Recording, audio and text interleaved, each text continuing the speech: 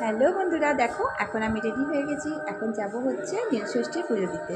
এখন বাজে প্রায় সন্ধ্যে 7টা বাজতে 5 মিনিট বাকি। তো এখনই যাচ্ছি। আমরা তাড়াতাড়ি পুজো দিই না, সন্ধে হয় তারপর আমরা জল ঢালি। তো মাও রেডি হয়ে যাও, তাকাও। তো মা আমি দুজনেই রেডি। মেয়ের তো আগের বছরও মেয়ে ছিল না, এবছরও মেয়ে নেই। তো যাই হোক, পরে ওকে ভিডিও কল করে নেবো, পুজোটা আগে দিয়ে আসি। তো চলো, এখন পুজো দিতে যাচ্ছি। আর দেখো জোগাড় যন্ত্র মোটামুটি করে নিয়েছি।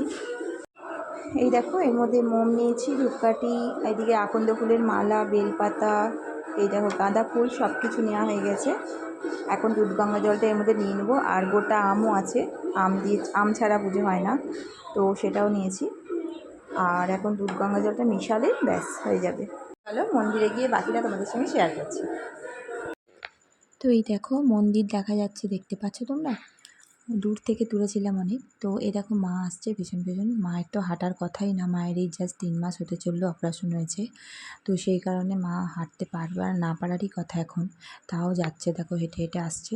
সন্তানের মঙ্গল কামনার জন্য মারা অনেক কিছুই করতে পারে।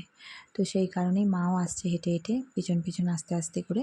আমি আগে আগে এসে মন্দিরের দরজাটা খুললাম। দরজাটা বন্ধ করা ছিল, মানে এমনি আটকানো ছিল। কেউ এখন নেই, সবাই পুজো দিয়ে চলে গেছে জানো তো। আমরা অনেক লাস্টেই এসেছি, কারণ হচ্ছে মানে সাত সকালে পুজো করতে আমাদের ভালো লাগে না। একটু সন্ধে হবে, তারপরে বাবাকে ভালো করে পুজো করব, দীপ জ্বালাবো। তো মা পুজো হয়ে গেছে মায়ের, মা দাঁড়িয়ে আছে। আর আমি এখন এবার বাবার পুজো করে নিচ্ছি। মেয়েটা নাই, কি আর করা যাবে। একা একাই পুজো করে ওকে একটু ভিডিও কল করব, তারপরে আমি প্রসাদ খাবো। তো এখানে এখন দেখো বাবার জন্য একটা আকন্দ মালা পেয়েছিলাম, খুব সুন্দর। মানে তাও একদম তাজা ছিল, ফুলটা শুকায়নি। সেটাই পরিয়ে দিলাম। বাবাকে একটু সন্দেশ দিলাম, যেহেতু এখানে ঠাকুরমশাই থাকে না। তো সেই কারণে আমরা নিজেরাই করে নিলাম পুজো। মন থেকে যেটাই করবো সেটাই আসল। তো আমরা পুজো করে নিলাম। মা এখন দীপগুলো জ্বালাচ্ছে। তো দেখো এখন বাড়ি চলে এসেছি পুজো করে। এবার এখন খাওয়া দাওয়া করব।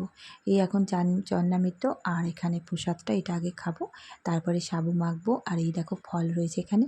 ভগবানের পুজোয় ভগবান আর কত খায়, আমরাই মানুষরাই বেশি বেশি করে খেয়ে ফেলি।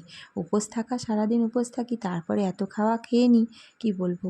ভগবান খায় একটুখানি, আমরা খাই কতগুলো। তো এই দেখো সাবু টাবু রয়েছে এখানে। এখন তো এইগুলো খেয়ে রাতে আজকে ঘুমিয়ে পড়বো। তো আজকের মতন বন্ধুরা, টাটা।